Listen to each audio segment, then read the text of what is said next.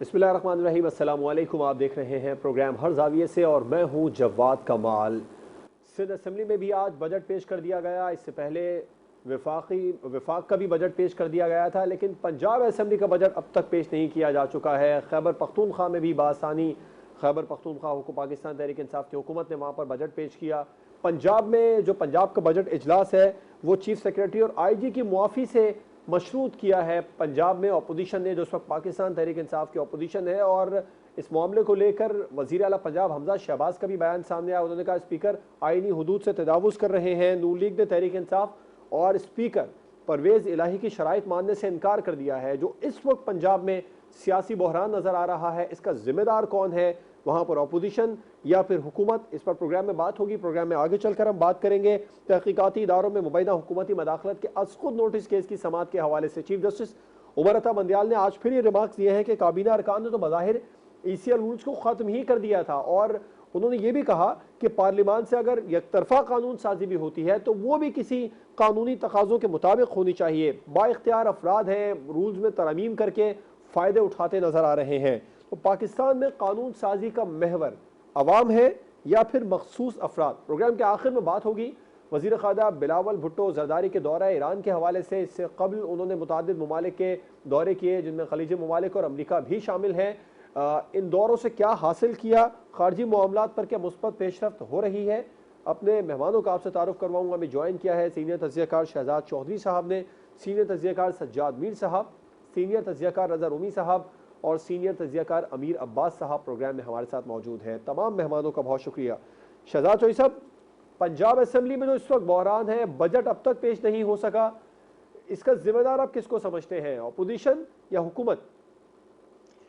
देखिए भाई, इसका ज़िम्मेदार तो मैं सियासी बहरान को समझता हूँ, और उस सियासी बहरान की नोयत ये है कि वहाँ पर एक ऐसी गवर्नमेंट है जिसके पास मेजॉरिटी नहीं है, और ख़ास तौर पर ऐसी 3 सिचुएशंस के अंदर जहाँ पर के वोट ऑफ कॉन्फिडेंस या वोट ऑफ नो कॉन्फिडेंस या मनी बिल की बारी आती है, वहाँ पर मेजॉरिटी होना 186 187 मेंबर्स होना बहुत लाजमी है।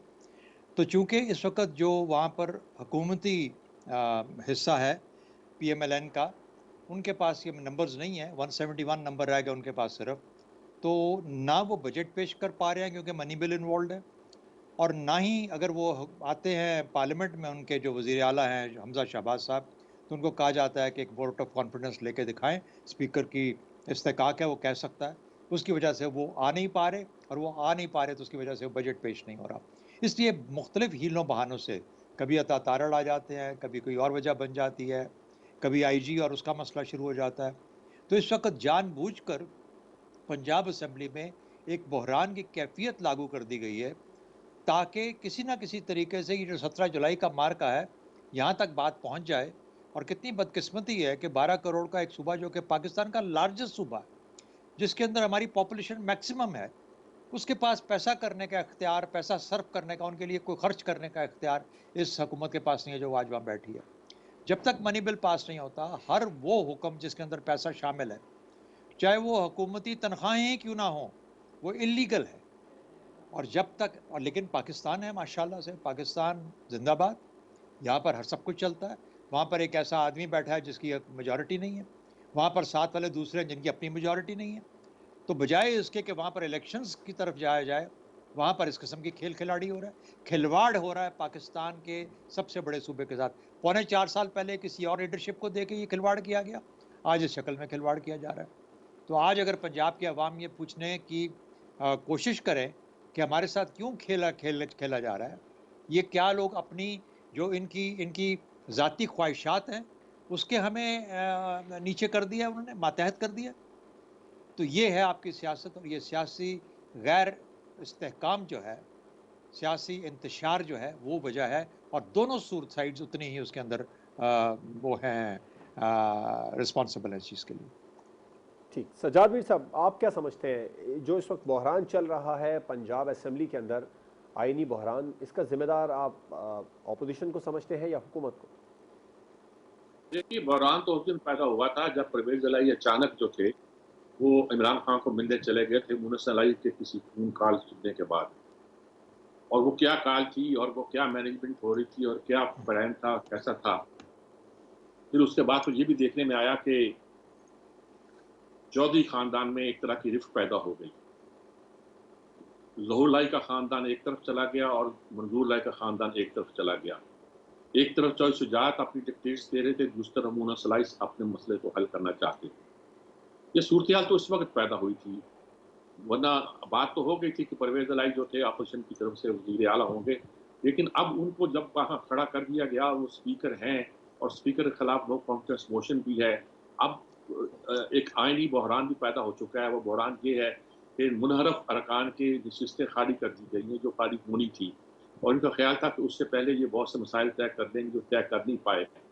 तो ऐसी सूरत में एक बहरान का पैदा होना लाजमी है उस वक्त तक जब तक इलेक्शन नहीं हो जाती और फैसला नहीं हो सकता कि दूध का दूध और पानी का पानी क्या है, किस तरफ ज़्यादा नशिस्तें हैं, किस तरफ कम नशिस्तें हैं। इस केओस की सूरत में कोई भी कार्ड शो नहीं करना चाहता। मतलब वो भी नहीं चाहती कि उनको कहें कि आओ वोट ऑफ नो कॉन्फिडेंस दो और वोट ऑफ कॉन्फिडेंस लो, और वो भी उनके खिलाफ स्पीकर के खिलाफ वोट ऑफ नो कॉन्फिडेंस लाना नहीं चाहते। ये एक स्टेल बेट है जो कायम है, जिसका फ़ायदा इस वक्त यकीनी तौर पर चौधरी ज़हूर लाई और उनके साथी या हुकूमती पार्टी उठा रही है और जहानत से उठा रही है, ये मैं कह सकता हूँ। अगरचे इसमें पूरा जो परवेज़ इलाही का रोल है ना जी, वो अजीबो-गरीब नज़र आता है। आईजी को बुलाओ, कैसे बनाएंगे भाई, असेंबली में तो नहीं बुलाया जा सकता। ये नॉन मेंबर है, इसको उठा के बाहर भेज दो। बाबर अवान तो कौमी असेंबली में बैठे हुए हैं, मेंबर नहीं। तो ये सूरत हाल है जो ये उन्होंने यानी कि अलल्ले तलल्ले निकालना बहुत महारत है इसमें हमारी चौधरी फैमिली को जो वो कर रही है, वहीं से शुरू हुआ है और वो हक है। पार्लियामेंट के अंदर हंगामा होता है, बेंच बजाए जाते हैं, खड़े होकर नारे लगाए जाते हैं और कुछ किया जाता है, ये उससे तो अच्छा है। इसका जो भी कोई हल निकाल लेंगे, कोई सूरत हाल पैदा कर लेंगे, क्योंकि ये जो कि बजट पेश करना जो है वो स्पीकर का फर्ज है। अब स्पीकर नहीं आए, पहले कायदेवान ही आते थे, फिर कायदेवान आए तो मालूम हुआ असेंबली का इजलास किसी और बात से मुलतवी कर दिया गया। दोनों जो हैं एक ऐसी सिचुएशन में, टाई सिचुएशन में है कि अपने कार्ड शो नहीं कर रहे, और कार्ड शो ना करने की वजह से नुकसान हो रहा है, पंजाब के अवाम का नुकसान हो रहा है, या एक असेंबली पार्लियामेंट निज़ाम का नुकसान हो रहा है, असेंबली का नुकसान हो रहा है। लेकिन इससे एक बात तो तय होगी ना जी, कि अगर आप असेंबली में मौजूद रहेंगे तो कुछ कर सकेंगे। आप वफाकी असेंबली से बाहर हैं, वहाँ बिल पास होते हैं तो सिर्फ तकरीरें की जा सकती हैं, लेकिन जहाँ असेंबली के अंदर है तो आपने वो कुछ कर दिया है कि लगता है कि बजट पास होना ही मुश्किल हो गया है। तो ये सारी सूरत हाल ऐसी है यकीनी तौर पर जिसकी मेरे ख्याल में तारीफ तो नहीं की जा सकती, लेकिन जिसकी दाद दी जा सकती। ठीक, रोमी साहब, आप किसको जिम्मेदार समझते हैं इस वक्त जो पंजाब असेंबली में बहरान चल रहा है, बजट पेश नहीं किया जा रहा, स्पीकर कुछ कह रहे हैं, कायदे अवान कुछ कहते नजर आ रहे हैं? जी देखिए, मेरे ख्याल से जैसे चौधरी साहब ने कहा कि बहरान ही उसका जिम्मेदार है। अब अजीबो गरीब सिचुएशन बन गई हुई है, और जो मीर साहब ने भी कहा करता हूँ कि जिस तरह से एक स्टेलमेट की सूरत कायम है, वो यकीनन सूबे के लिए तो अच्छी बात नहीं है, लेकिन एक तरह से वो स्टेटस को बरकरार भी रखे हुए है। असल में मसला ये है कि गैर जमहूरी रवैये जो हैं वो इसका सबसे बड़ा नुकसान है। परवेज़ इलाही साहब भी अब अपनी बिल्कुल उसके ऊपर उतर आए हुए हैं, उनको गुस्सा भी है, कुछ हम श्योर हजीमत का एहसास भी है, क्योंकि वज़ीर आला बनते बनते वो रह गए और स्पीकर अभी तक बदस्तूर वो कायम है। लोग भी डिसीट हो गए हैं, ज़िमनी इंतखाबात होंगे तो असेंबली का वो पूरा होगा, फिर शायद वोटिंग ये लोग करा सकें, स्पीकर में तब्दीली हो जाए। तो इस वक्त एक अजीब व गरीब सूरत हाल बनी हुई है।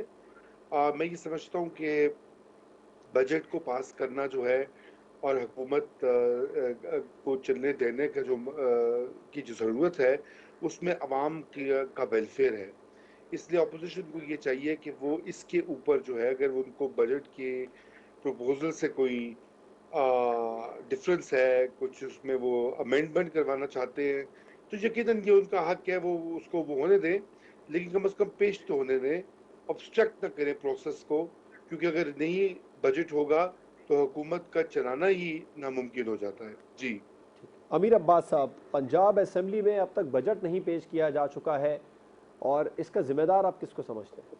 देखिए, मैं समझता हूँ कि हमारे यहाँ एक सियासी रविश बन चुकी है कि जो भी इख्तियार या इक़्तिदार हासिल करता है, वो उसका गलत इस्तेमाल करता है और वो अपने मुखालिफ के साथ मुसलसल मुज़ाहमत का रास्ता इख्तियार करता है। आप इसको थोड़ा-सा पीछे लेकर जाएँ तो जिस वक़्त इमरान खान साहब को वोट ऑफ नो कॉन्फिडेंस के ज़रिए निकाला जा रहा था, ये एक अलहदा बहस है कि उनके खिलाफ साजिश थी या नहीं थी, या उनके साजिश के बयानिए में कितनी सदाकत है, वो एक अलहदा बहस है। लेकिन जिस तरह इमरान खान साहब रेज़िस्ट कर रहे थे, वो किसी भी तौर पर उसको उस वक़्त काबिल तारीफ़ उस अमल को नहीं कहा जा सकता।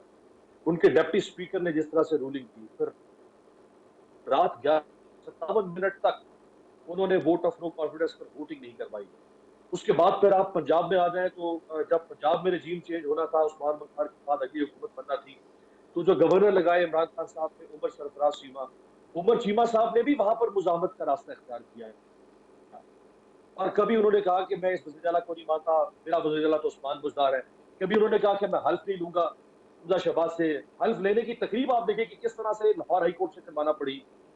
फिर उसके बाद आप जो स्पीकर परवेज इलाही साहब, आप उनका रवैया देख लीजिए। असेंबली में जब इजलास होता है, उस इजलास के अंदर डिप्टी स्पीकर के ऊपर लोटे मारे गए, उसके ऊपर जूते फेंके गए, वहां पे हाथापाई हुई, डिप्टी स्पीकर के बाल नोचे गए। सो ये मुसलसल एक रविश आपको नजर आ रही है, मुजाहमत की, टकराव की रविश। और उसकी वजह यह है कि एक फरीक दूसरे फरीक को बर्दाश्त करने को तैयार नहीं है, वो दूसरे के हक में दस्तबरदार होने को तैयार नहीं है, वो अपना फर्ज अदा करने को तैयार नहीं है। अभी ये जो हो रहा है, इसमें पीएमएल-क्यू और पीटीआई दोनों का इसमें हिस्सा है। मैं समझता हूँ कि बजट की हद तक तो जो हुकूमत है इस वक्त हमजा शहबाज की, उनका कोई कसूर नहीं है। भाई किसी की भी हुकूमत हो, किसी बदतरीन शख्स की भी हुकूमत हो, अगर उसकी हुकूमत है तो आप उस हुकूमत को क्या मतलब आप उस हुकूमत को ऐसा तो नहीं ना कि आप उसको यकसर कह दें कि मैं इसको नहीं चलने दूंगा। ऐसा तो नहीं हो सकता ना। जब तक वो हुकूमत है तो वो हुकूमत है, या तो वो हुकूमत खत्म हो जाए। और मैं समझदारी तौर पे समझता हूँ कि जिस तरह हमजा शहबाज की हुकूमत बनी, वो गलत बनी थी, वो गैर जमहूरी तरीके से बनी, और वो जिस तरह भाव का हुआ, जिस तरह लोगों को खरीदा गया, तो सुप्रीम कोर्ट के फैसले ने उसकी तारीफ कर दी और सारे लोग डी नोटिफाई हो गए वहां से। और बहरहाल लेकिन बन गई वो हुकूमत। आज तक किसी अदालत ने उसको चैलेंज नहीं किया। वो केस चला भी हाई कोर्ट के अंदर, वो पता नहीं केस का खत्म हो गया है, कब मर गया वो केस। लिहाजा ये जो मुजाहमत का माहौल बना के रखा हुआ है तहरीक इंसाफ ने और ख्वाफ लीग ने पंजाब के अंदर, देखिए इक़्तिदार आधी जारी चीज है। आज इनके पास है, कल आपके पास था, हो सकता है कल फिर आपके पास वापस आ जाए और आज वाले ऑपोजिशन में बैठे हुए। लेकिन जो सियासतदान होते हैं, जो लीडर्स होते हैं, जो सियासी जमातें होती हैं, उनका एक एक कदम फिर कौम को याद रहता है, वो अपने नुकूश छोड़ जाता है। खुदारा भांडे तरीके से सियासत मत करें दोनों तरफ से। और इस मरले में तो खास तौर पर पीएमएल-क्यू और पीटीआई को देखना चाहिए कि बजट आप इस तरह तो नहीं रोक सकते। ये कोई मजाक है? जैसे शहजाद साहब फरमा रहे थे कि मुल्क का सबसे बड़ा सूबा, ये सिर्फ मुल्क का सबसे बड़ा सूबा नहीं है। आज अगर पंजाब एक मुल्क होता, ये दुनिया का 12वां बड़ा मुल्क होता जवाब, ये इतना बड़ा सूबा है। और वहां पे पहले आपने 1.5 महीने तक हुकूमत नहीं आने दी, मुजामत पे मुजामत की जा रही है पीएमएल-क्यू पीटीआई। वहां पे शहरों की हुकूमत बन की जैसी तैसी, अब वो बजट नहीं मंजूर होने दे रहा, इजलास नहीं हो रहा, फलाना नहीं हो रहा। ये क्या है?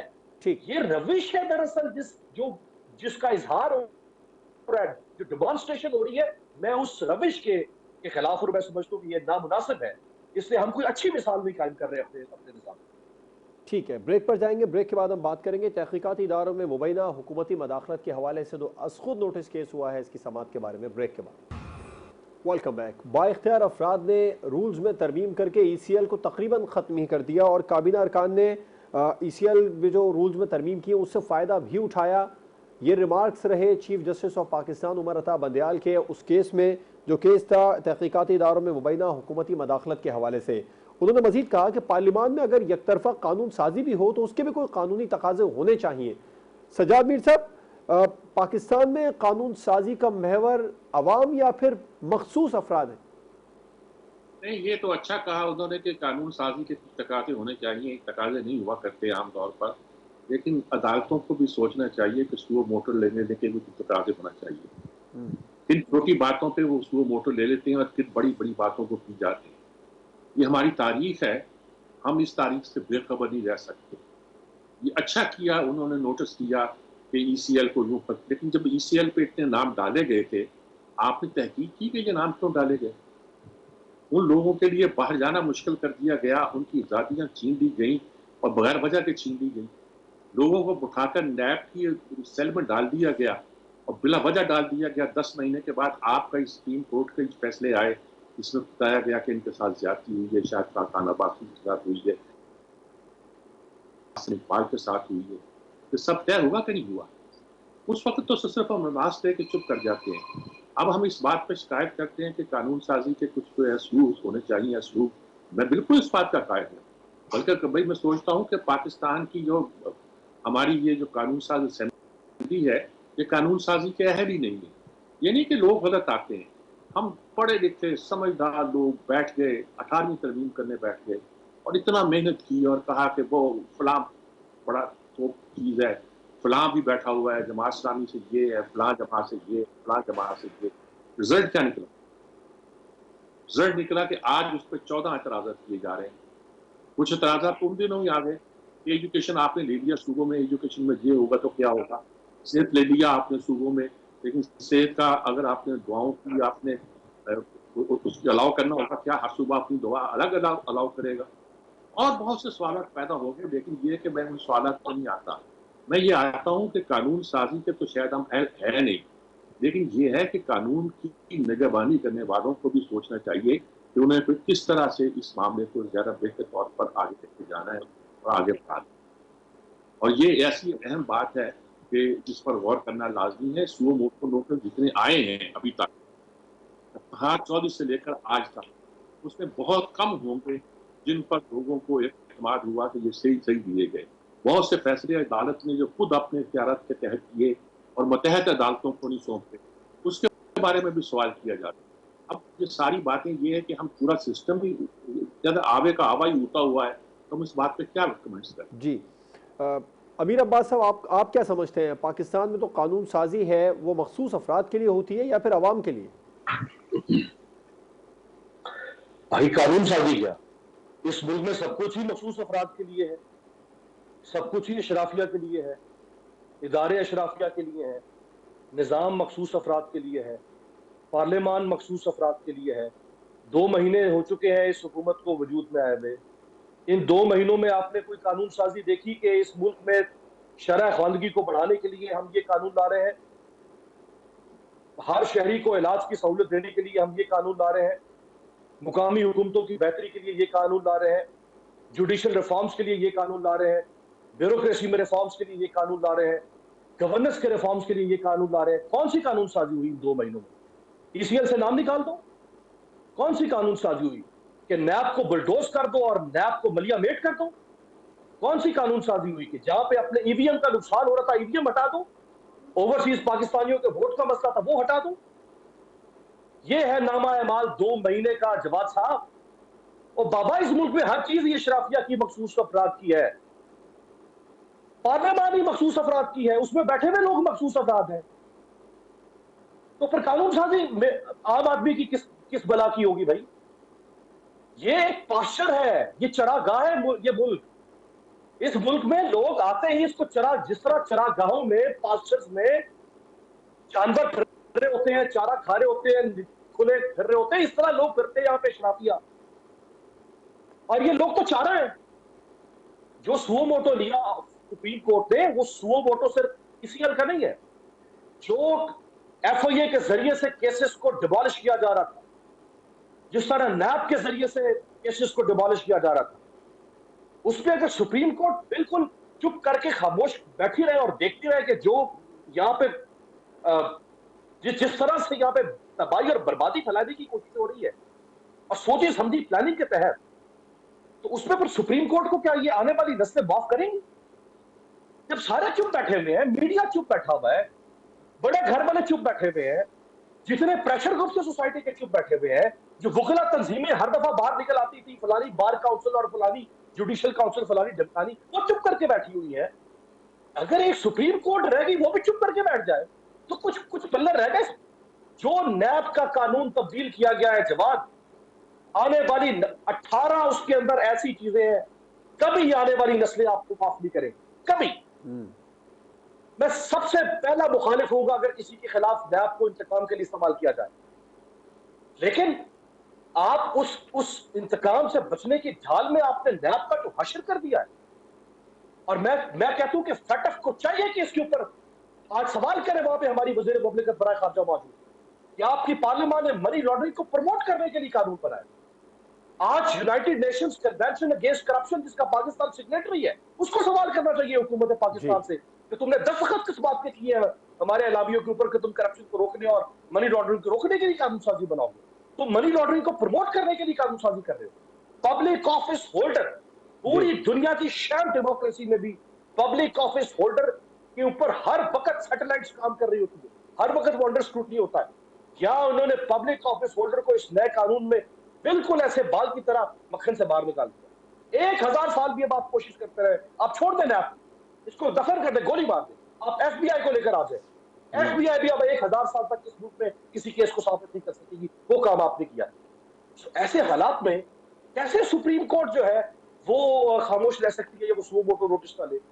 मैं समझता हूँ उन्होंने बिल्कुल ठीक लिया है। और ये जो ECL के हवाले से है, ये भी आते साथ जैसे हुकूमत बनी पहला काम इन्होंने काबीना की मीटिंग बुलाई, ECL में से 3000 लोग बाहर निकाल दिए। आज फाजिल अदालत फरमा रही है कि जी जिसने बाहर जाना है वो वजारत दाखिला से पूछ के जाए। तो भाई वजारत दाखिला में भी तो वही लोग बैठे हैं कि जिनके नाम ECL में थे, नाम निकाले और बाहर काबीना इश्तिहारियों से मिलती फिर रही है। रोमी साहब, पाकिस्तान में कानून साजी का महवर मखसूस अफराद या फिर अवाम, आप क्या समझते हैं? देखिए, ये सादा बात लिए या शाफिया के लिए कानून साजी होती है। ये बात दुरुस्त है कि खवास जो हैं वो फ़ायदा उठाते हैं निज़ाम से, जो हमारे यहाँ बना हुआ तरीका, और वो ये वाला जो अभी मौजूदा बहस हो रही है वो भी इसी तनाजुर में हो रही है। लेकिन यहाँ पर मैं ये ज़रूर इजाफा करना चाहूँगा कि अगर नैब के कानून में, मुझे नहीं पता कि अमीर अब्बास को क्यों नहीं ये इस पर मसला है। अगर नैब का कानून हमने देखा उसमें बहुत सारे मसाइल हैं, और पिछले दौर में तो वो बिल्कुल सियासी इंतकाम के लिए इस्तेमाल होता रहा है। और अगर उसको आप नहीं ठीक करेंगे, लोगों की किरदार कुशी करना बगैर प्रोसिक्यूशन मुकम्मल हुए बगैर हकायक का मुकम्मल किए हुए, नैब एक महज वो हथकंडा बन गया था कि किस तरह से अपने सियासी मुखालिफिन के ऊपर कीचड़ उछाला जाए। नैब को बेहतर करना तो सबके इंटरेस्ट में होगा, और जो उसमें कुछ अमेंडमेंट्स हैं वो इसी हवाले से हैं कि आप पहले नैब किसी भी को भी जाके पकड़ ले और उसके बाद उसके ऊपर एक मुहिम चला दे और नैब के अफसराना के प्रेस कॉन्फ्रेंसेस करें, जैसे कि पिछले दौर में हर रोज़ टीवी पर शहजाद अकबर साहब या दीगर लोग आकर हवाला दे के वो करते रहे थे जिक्र, और ये भी कहते रहे कि जी नैब अभी फलाने को पकड़ लेगा, अभी फलाने को पकड़ लेगा। तो कहाँ थी उस वक्त उसकी खुद मुख्तारी और आज़ादी? तो बात ये कि ये तो एक मजाक बन गया है ना एहतसाब। अगर उसके ऊपर कानून साजी हो रही है, कुछ उसमें बेहतरी हो रही है, तो वो तो इतनी गलत बात नहीं हो रही। लेकिन जहाँ तक बाकी कवानीन का ताल्लुक है, ये ECL वाला जो मामला है, इसके ऊपर भी देखिए बात ये कि पिछले आप सबको याद होगा कि FIA के जो सरबराह थे बशीर मेमन, उन्होंने बहुत सारे इंकशाफात किए थे। उन्होंने बार बार टेलीविजन इंटरव्यूज़ में भी और कई जगह पे जिक्र किया कि उनके ऊपर बहुत दबाव डाला गया था कि वो सियासी मुखालिफिन के खिलाफ मुकदमात कायम करें और उन्होंने उससे इनकार किया। इसी तरह और भी बेशुमार मिसालें हैं, लेकिन सुप्रीम कोर्ट ऑफ पाकिस्तान ने उस वक्त किसी किस्म का कोई नोटिस नहीं लिया। ये जो मौजूदा वजीर दाखिला है, इनके ऊपर भी पता नहीं कितने 14 किलो हेरोइन डाल दी गई, और वो मुकदमा हुआ। बाद में फिर पता लगा कि वो भी मुकदमे में कोई जान नहीं थी, कोई उसमें दम नहीं था। तो देखिए इस तरह के जो अब वाक़यात है उसकी रोकथाम फिर कैसे होगी? और अगर उस वक्त सवाल ये पैदा होता कि उस वक्त क्या सुप्रीम कोर्ट ऑफ पाकिस्तान को दिखाई नहीं दे रहा था कि जो कुछ हो रहा था? और आज अगर उनको बहुत फिक्र लाहक है कि FIA को जो है हुकूमत वक्त इस्तेमाल करेगी, वो भी कमाल की बात है।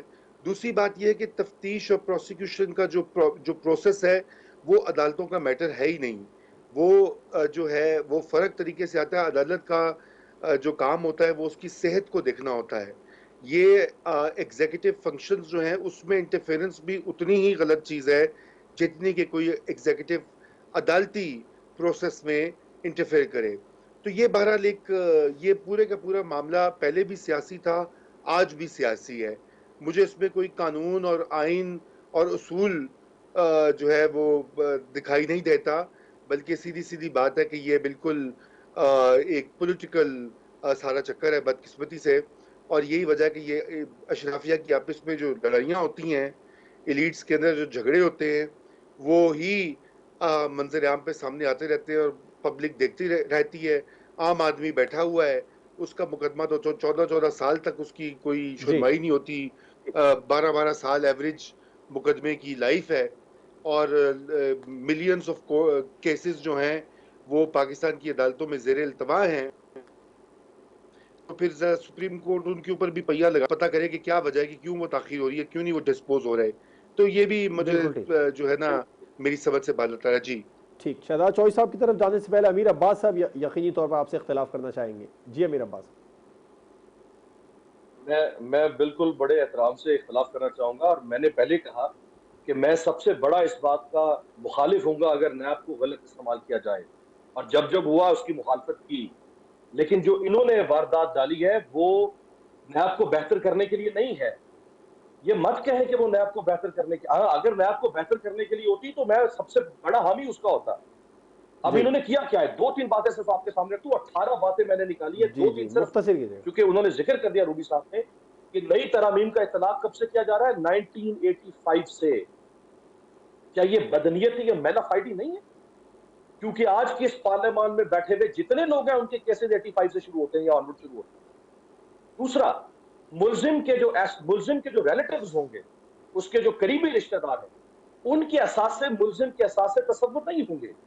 यानी मैं अगर आज से इस मुल्क का कोई पब्लिक ऑफिस होल्डर हूं, वजीर हूं, ब्यूरोक्रेट हूं, मुशीर हूं, कुछ भी हूं, मैं अगर करप्शन करके अपने असासे अपने बीवी बच्चों के नाम पर रख दूं, जी इस कानून के तहत अब मुझे नैब नहीं पकड़ सकता।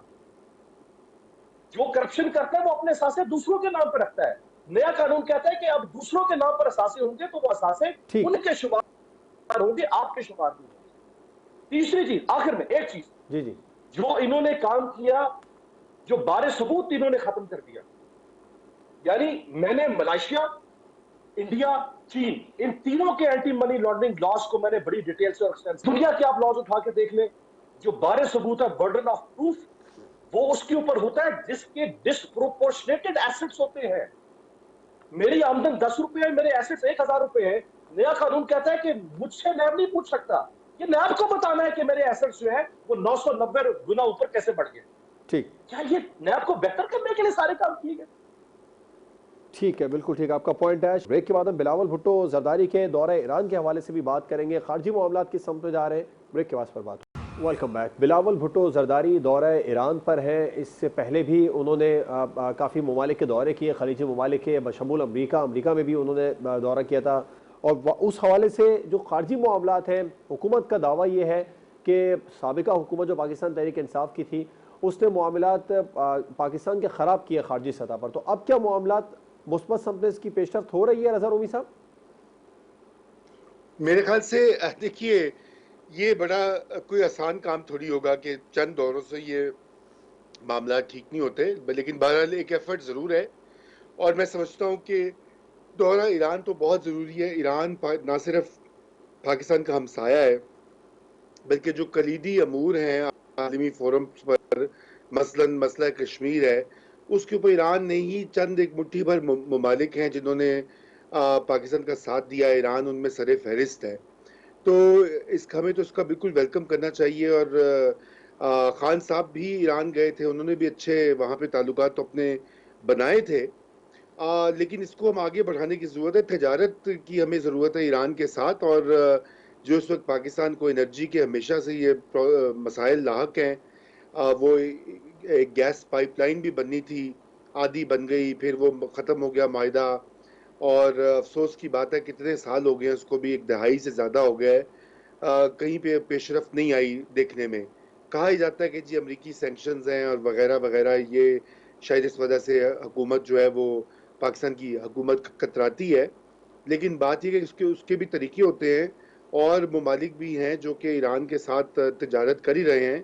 और ईरान का जो खरीद रहे हैं, तेल भी खरीद रहे हैं और एक्सपोर्ट्स भी वहाँ जा रही हैं। तो लेकिन हमें अपने इंटरेस्ट को देखना है, और हमारा सबसे बड़ा मसला आप सबके सामने है दोबारा से, जिस तरह से हमें पेट्रोल की कीमतें और हमारे पावर प्लांट्स जो चलते हैं तेल के ऊपर, उनके साथ जो मुश्किल मसाइल लाहक हैं, वो उनके ऊपर भी आई होप की बात होगी। और वो जो मंसूबा खटाई में पड़ा हुआ है उसको मजीद अब दोबारा से कोल्ड स्टोरेज से निकाल कर कंप्लीट किया जाए। हमें दुनिया को बताना पड़ेगा, मगरबी अक़वाम को भी बताना पड़ेगा कि हमारी हमसाया है, हम अपने हमसाए को तो आपकी वजह से नहीं, ना सिर्फ ये कि उसको हम छोड़ सकते, ये तो ज्योग्राफी का हिस्सा है और ये कि हमारी ज़रूरत है इस वक्त। तो मैं उम्मीद करता हूँ कि इस दौरे से नतीजा निकलता है तो बहुत अच्छी बात है। और वैसे भी ये ज़रूरी है कि पाकिस्तान अपनी तमाम खारजा अमूर जो हैं, जो एक आइसोलेशन बढ़ गई थी पाकिस्तान की पिछली हुकूमत में, उसमें कुछ कमी हो और ये कोलिशन गवर्नमेंट जो है उसकी तरफ कुछ स्टेप्स उठाए, ये बहुत ज़रूरी है इस वक्त। जी, पिछली हुकूमत का तो रूमी साहब दावा था, अभी भी इस वक्त पाकिस्तान तहरीक इंसाफ के चेयरमैन इमरान खान कहते हैं हमने तो इंटरनेशनल सतह पर पाकिस्तान के लिए बहुत ज़्यादा काम किया, खारजी मामलात में बहुत मुस्बत पेशरफ्त हुई। नहीं देखिए, मुस्बत तो आप कैसे कह सकते हैं, चीन हमसे नाराज था, अमेरिका का आपने देख ही लिया, सदर बाइडेन ने तो उनको कॉल तक नहीं की, इमरान खान साहब पहले ट्रंप को तो दावत पे तो चले गए थे उनसे मिलने के लिए, उसके बाद बाइडेन एडमिनिस्ट्रेशन जो थी वो नहीं उन्होंने किया। अफगानिस्तान में देख लीजिए, हमारा ये दावा था कि जी तालिबान वहाँ पर आ जाएंगे, अफगान तालिबान, तो बस इस्तेहकाम भी आ जाएगा, वो उल्टा टीटीपी को भी सपोर्ट कर रहे हैं और हिंदुस्तान फ्लाइट स्टार्ट कर रहे हैं। तो हमारे तो उस वक्त बहुत ज़्यादा खारिजा चैलेंजेस जो हैं वो बहुत संगीन है। तो हमारे जो कलीदी रिलेशनशिप्स हैं मगरिब के साथ, यूरोप के साथ, चीन के साथ और हिंदुस्तान से ताल्लुकात बेहतर बनाने की जो बात भी हो रही है, तिजारत की बात हो रही है, ये सारे मामलात खटाई में पड़े हुए थे। और सिर्फ वो दौरा एक रूस था, उसको नुमाइशी किस्म की एक वो चीज़ थी सिंबॉलिक, उसको बेसिस बना के अब तरह तरह की कहानियां घड़ी जा रही हैं। बहुत इसके ऊपर हमें काम करने की ज़रूरत है, ख़ुसूसन इक़्तिसादी और माशी मैदान में। जी, सजाद मीर साहब, आप मुत्तफिक हैं रूमी साहब के पॉइंट से? दूसरा, आप समझते हैं खारजी मामलात में अब मुस्बत पेशरफ्त हो रही है? नहीं, हर तरफ हो रही है, इसमें कोई शक नहीं है। बिलावल अमेरिका भी गए हैं, चीन से भी राब्ता है, रूस से भी है, ईरान से भी है, इनसे कुछ ताल्लुकात की बैकग्राउंड भी है जरदारी साहब की, उसका इस्तेमाल भी किया जा सकता है। जरदारी साहब ने ईरान के बॉर्डर तक तो पाइपलाइन फंसा कर दिया था और लोगों ने कहा था कि वो तो गोया एक फंसा के चले गए, उनको मालूम था कि ये प्रोजेक्ट जो आगे चल नहीं सकता, जो पाबंदियां लगी हुई ईरान पे, हम तेल नहीं ले सकते, फिर क्यों उन्होंने इफ्तार किया। लेकिन बहरहाल एक ऑप्शन मौजूद है हमारे पास, क्योंकि जितने भी ऑप्शन मौजूद हैं, चाहे रूस का हो, चाहे ईरान का हो, चाहे अब चीन से अगर हमें पैसे मिले हैं, तो हमारे वजीर खजाना ने कहा है कि एक तो हमें पैसे मिले हैं, ये इम्पोर्टेंट बात है, लेकिन दूसरी बात ये है कि चीन से मिले हैं और चीन एक सुपर पावर है, तो बड़ी पावर है। सुपर पावर का लफ्ज़ तो चीन इस्तेमाल नहीं करता कभी, और कहते हैं हमें वो चीन एक बड़ी पावर है, नंबर 2 पावर है इस वक्त माशी तौर पर। ऐसी सूरत में चीन का हमको हेल्प करना है, हेल्पफुल हो सकता है। इस तरह ईरान हमारा हमसाया है, उसका तेल जो है सिर्फ टूटी खोलने की देर है और पाइपलाइन बचाने की देर है, तो पाकिस्तान में पहुंच सकता है। अगर हम पर पाबंदियां लगाई जाती हैं, अगर हम पर तेल महंगा मिलता है और ईरान से हमें कुछ सहूलत मिलती है, तो इसमें हर्ज कोई नहीं है। ये अगर IMF हम पे पाबंदी लगाता है या कुछ करता है, तो हमें दूसरे ऑप्शन तो सारे ओपन रखने चाहिए। हमारी जो फौजी इस्टेब्लिशमेंट टॉप के लोग थे, वो चीन से मिल के आए हैं, चीन की फौजी इस्टेब्लिशमेंट से मिल के आए हैं। उसका मकसद क्या था? मकसद यही है कि उनको बताना कि भी हमारे पास दूसरे ऑप्शन भी हैं और वो बहुत खुले हुए हैं। हमें तुमने मार रखा है, कैद कर रखा है, असीर कर रखा है, हम तो उड़ने भी नहीं पा रहे। हम लेकिन अगर हम उड़ना चाहें तो हम उड़ सकते हैं, और सारे ये ऑप्शन खुले रखना हमारे पास में हो तो हो ना हो, लेकिन हम कम से कम इसका इजहार कर सकते हैं। अगर हम पे पाबंदियां लगाई गई या हम पर कुछ और सख्तियाँ की गई, हमारे पास कुछ दूसरे रास्ते भी हैं, जिन रास्तों को इस्तेमाल करके हम मामला को बेहतर बना सकते हैं।